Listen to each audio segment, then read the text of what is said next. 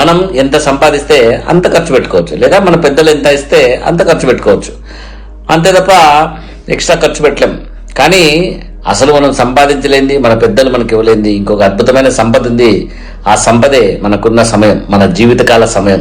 So ఆ జీవితకాల సమయం అనేది ఖర్చు పెడుతూనే ఉంటాం, ఒక్క సెకండ్ కూడా వెనక్కి రాదు, అది ఖర్చు అయిపోతూనే ఉంటుంది. అత్యంత విలువైన సంపద. దాంట్లో ప్లానింగ్ని బట్టి, ఎఫర్ట్ని బట్టి, రిస్క్ని బట్టి, మన ఎఫర్ట్ని బట్టి మన గ్రోత్ అనేది ఎప్పుడు కూడా మారిపోతూ ఉంటుంది. సో బద్ధకంగా సమయాన్ని అలా గడిపేస్తే టైం వేస్ట్ అయిపోతూ ఉంటుంది, ఆరోగ్యం మెల్లమెల్లగా దెబ్బతింటూ ఉంటుంది.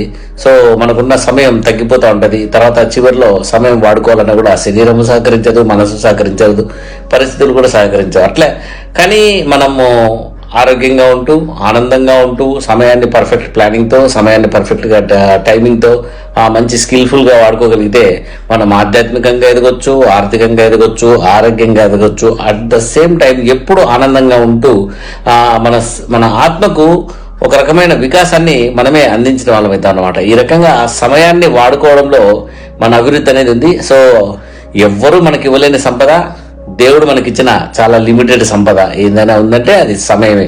సో అట్లాంటి సమయాన్ని మనం వేస్ట్ చేయకోకుండా చాలా అద్భుతంగా, చాలా స్కిల్ఫుల్గా, చాలా టాలెంటెడ్గా వాడుకోవాలి. సో దానికి మనం ఎప్పుడు కూడా అలర్ట్గా ఉంటూ, మన ప్లానింగ్తో ఉంటూ, స్కిల్ఫుల్గా ఉంటూ, అంటే ప్లానింగ్ కూడా పర్ఫెక్ట్గా జరగాలన్నమాట. నెక్స్ట్ ఏం జరగాలి, నెక్స్ట్ ఏం జరుగుతుంది అనేది కూడా ప్లానింగ్ చేసుకోవాలి. సో దాంతోపాటు మనం ఆధ్యాత్మికంగా కూడా ఎదగాలి. ఈ జీవితకాల సమయంలో భగవంతుని తెలుసుకోవడం అత్యద్భుతమైన అచీవ్మెంట్.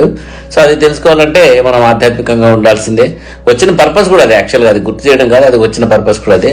సో హార్ట్ఫుల్నెస్ మెడిటేషన్ మనకి అన్ని రకాలుగా ఉపయోగపడుతుంది. ఒకటి, మనకు ప్రశాంతత చేకూరుస్తుంది, చైతన్యాన్ని చేకూరుస్తుంది, ఆ రకంగా పని ఎక్కువ చేసుకోవచ్చు, ఆరోగ్యాన్ని ఇస్తుంది, ఆ రకంగా మనం హెల్తీగా ఉండొచ్చు, మనకు ఒత్తిడి తగ్గిస్తుంది, ఆ రకంగా మానసిక ప్రశాంతత ఎంజాయ్ చేయొచ్చు, ఒక రకంగా మన సోల్తో మనల్ని కనెక్ట్ చేస్తుంది. కాబట్టి మనం ఎప్పుడు కూడా ఆనందంగా ఉండొచ్చు. అట్ ద సేమ్ టైం మన జీవిత లక్ష్యమైనటువంటి భగవంతుని చేరుకోవడానికి హార్ట్ఫుల్నెస్ మెడిటేషన్ చాలా చాలా చాలా ఉపయోగపడుతుంది. సో ఇన్ని బెనిఫిట్స్ ఉన్న హార్ట్ఫుల్నెస్ మెడిటేషన్ మనం సమయాన్ని సరిగ్గా వాడుకోవడానికి జాగ్రత్తగా ఇన్వెస్ట్ చేస్తే చాలా అద్భుతాలు జరుగుతాయి అనమాట. సో సమయాన్ని హార్ట్ఫుల్నెస్ మెడిటేషన్తో చాలా అద్భుతంగా యూటిలైజ్ చేసుకోవడానికి ఒక ఎఫర్ట్ పెట్టండి. That is the best investment యాక్చువల్గా. సో మీకున్న సమయం అయిపోతుంది. సో 3 నిమిషాల సమయం ఈ వీడియోతో అయిపోతుంది అనమాట. సో ఈ వీడియో పెట్టాలంటే 3 minutes నేను స్పెండ్ చేయాలి కదా.